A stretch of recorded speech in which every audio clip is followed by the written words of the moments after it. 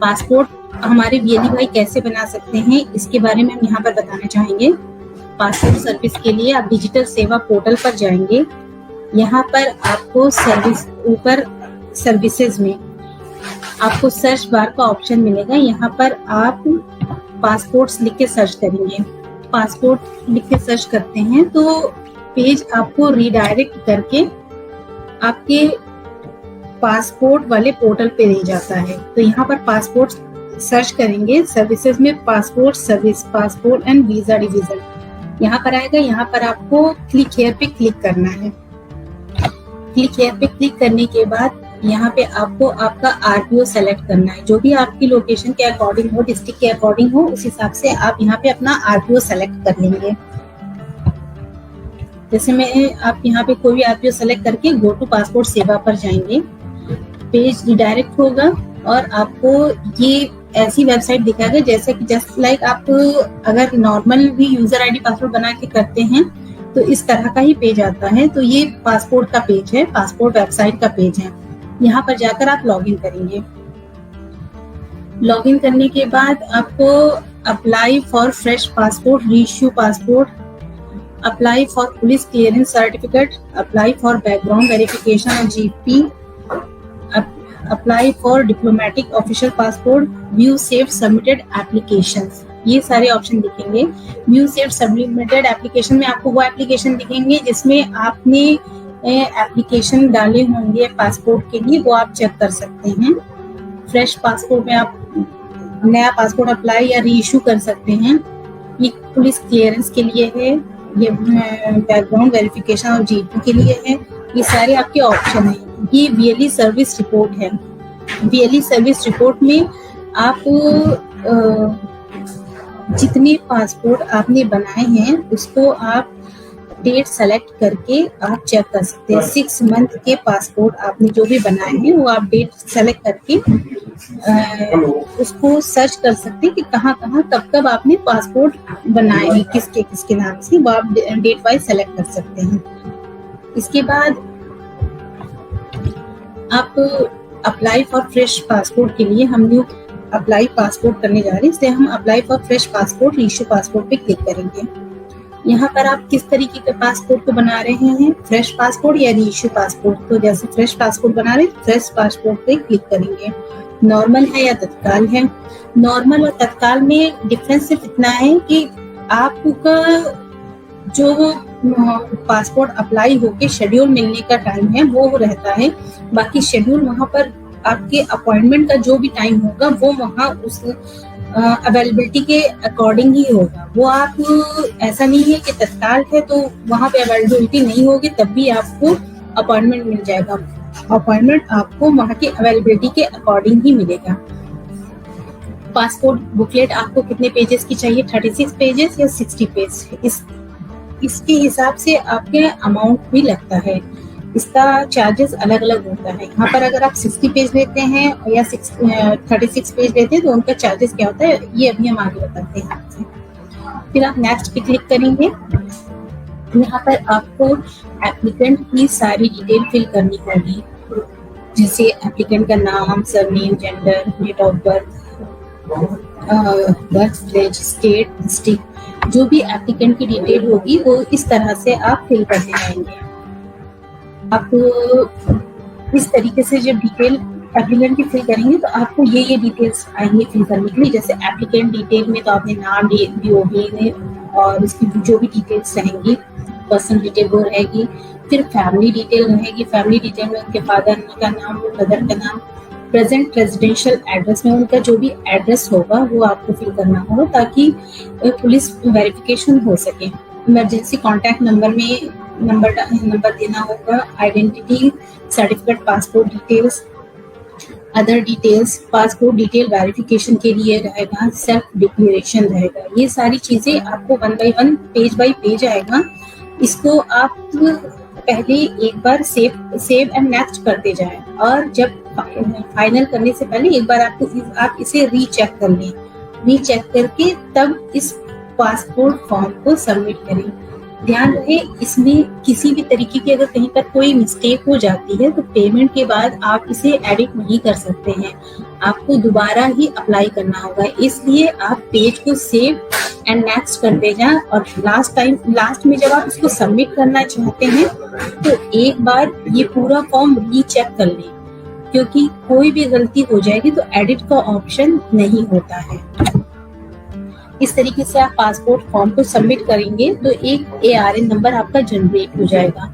ये जो ARN number होता है, आपको मान लें आप काफी पासपोर्ट अप्लाई करते हैं और आपका ARN नंबर यहाँ पे 5 ही दिखाता है, 5 या 6 ही फ्लैश होता है और आपके ARN ज्यादा है, तो आप इन ARN नंबर को सर्च ARN पे क्लिक करके सर्च भी कर सकते हैं कि आप भी या किसी भी ARN का अपॉइंटमेंट लेना है या रीअपॉइंटमेंट लेना है, तो इसके लिए आप यहाँ पर सर्च करके भी अपने ARN को सर्च कर सकते हैं।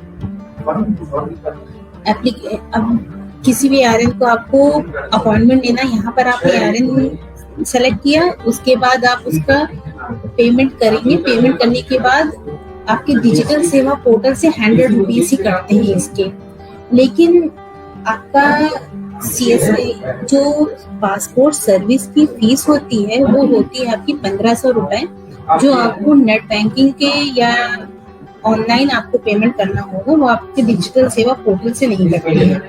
तो इसके लिए पेमेंट एंड अपॉइंटमेंट पे क्लिक करके आप पेमेंट करेंगे और उसके बाद जो भी आप डेट कंज्यूमर बोलते हैं उस डेट के अकॉर्डिंग उसको आप अपॉइंटमेंट शेयर करेंगे। इसके बाद एप्लीकेंट को पूरा फॉर्म लेके प्रिंट करके आप उन्हें शेयर कर देंगे, क्योंकि और उन्हें बता देंगे कि वहाँ पे क्या क्या डॉक्यूमेंट लेके जाना है। जो भी डॉक्यूमेंट जैसे ID, address proof, date of birth proof, ये सारे डॉक्यूमेंट उन्हें वहाँ पर ओरिजिनल और फोटोकॉपी लेकर जाना है। अगर वो डॉक्यूमेंट में कुछ भी कमी करते हैं तो वहाँ पर वेरिफिकेशन उनका क्लियर नहीं हो पाएगा, तो इस चीज का ध्यान रखें। पासपोर्ट सर्विस की रजिस्ट्रेशन फीस हमारी डिजिटल सेवा से जो आपको फ्लैश होती है वो 100 रुपीज है, जिसमें आपका 43.64 पैसा आपके वॉलेट से कटता है और 56.36 ये आपका कमीशन होता है। इसके अलावा पुलिस क्लियरेंस सर्टिफिकेट के लिए अगर आप अप्लाई करते हैं तो इसमें भी आपका CSC पोर्टल से 100 रुपीज का ट्रांजेक्शन दिखाता है, जिससे जो आप कंज्यूमर से चार्ज कर सकते हैं। इसमें भी आपका 43.64 पैसा वॉलेट डिडक्शन होता है और 56.36 पैसा BLE शेयर यानी आपका शेयर होता है। इसके अलावा आप सर जो पासपोर्ट की फीस होती है वो आप यहाँ पर भी चेक कर सकते हैं। ये आपके पासपोर्ट की जो फीस है 36 पेज की आपकी पासपोर्ट की फीस होती है 1500 रुपए और तत्काल की जो फीस होती है वो 2000 रुपए होती है। 60 पेजेस की 2000 रुपए होती है और तत्काल की भी 60 पेजेस की 2000 होती है। फ्रेश री इशू पासपोर्ट की 36 की 1000 रुपए होती है, जो कि माइनर का करते हैं, और अगर तत्काल होता है तो आपका 2000। ये इस तरीके से आपका कमीशन सर्विस चार्ज का स्ट्रक्चर है। आप लोगों की तरफ से जो क्वेरीज आती हैं वो कुछ इस तरह से हैं कि पासपोर्ट क्या डुप्लीकेट पासपोर्ट अप्लाई किया जा सकता है अगर पासपोर्ट डैमेज हो गया है या खो गया है, तो डुप्लीकेट पासपोर्ट अप्लाई किया जा सकता है। ये री इशू में जाके आप पासपोर्ट अप्लाई कर सकते हैं। Do I need to provide original documents or certified copies or exact to be enough?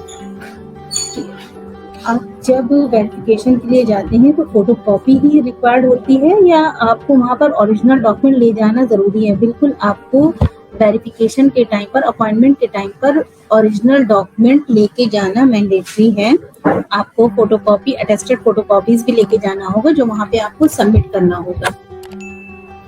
How can I get refund my payment? क्या पासपोर्ट में किया गया पेमेंट आप रिफंड पा सकते हैं? अगर 1500 रुपए आपने पेमेंट कर दिया है, पासपोर्ट डिपार्टमेंट में सक्सेसफुली पेमेंट हो गया है, तो वो पेमेंट रिफंड नहीं हो सकता है। अगर फॉर्म में कोई त्रुटि रह गई है तो आपको नया फॉर्म फिल करना पड़ेगा, वो पेमेंट रिफंड नहीं होगा। What is the fee structure of passport service through CSC? CSC से पासपोर्ट सर्विस अप्लाई करने का चार्जेस क्या है। पासपोर्ट से CSC से पासपोर्ट अप्लाई करने का चार्जेस 100 रुपीज है, जो आप कंज्यूमर से ले सकते हैं।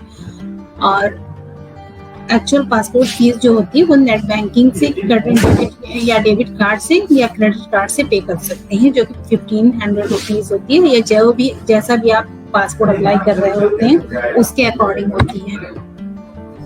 इन case payment is deducted and redirected to same page home page. Please, अगर आपका पैसा कट जाता है पासपोर्ट सर्विस में 100 रुपए जो पेमेंट करते हैं, और वो पेमेंट आपका डिडक्ट हो जाता है और फिर से सेम पेज आ जाता है, और नेट बैंकिंग से या डेबिट कार्ड से पेमेंट करने का, ये पासपोर्ट की जो फी है वो पेमेंट करने का ऑप्शन नहीं आता है। इसका रेजोल्यूशन ये है कि आप हमेशा Mozilla browser browsing history clear करने के बाद यूज करें, तो ये दिक्कतें नहीं आएंगी।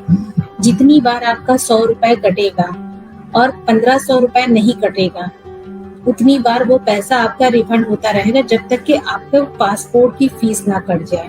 पासपोर्ट की फीस एक बार कट जाती है तो फिर आपका वो 100 रुपीज रिफंड नहीं होगा। आप ऑनलाइन अपॉइंटमेंट ले सकते हैं या रिशेड्यूल कर सकते हैं कि नहीं? हाँ, बिल्कुल, आप रिशेड्यूल कर सकते हैं। 1 साल में 3 बार आप पासपोर्ट के फॉर्म को अपने अपॉइंटमेंट ले सकते हैं। जब कभी कभी आप लोगों को एक एरर आता है ऑथराइजेशन फील्ड। ये एरर इसलिए आता है, ये सिक्योरिटी रीजन से ये एरर आता है।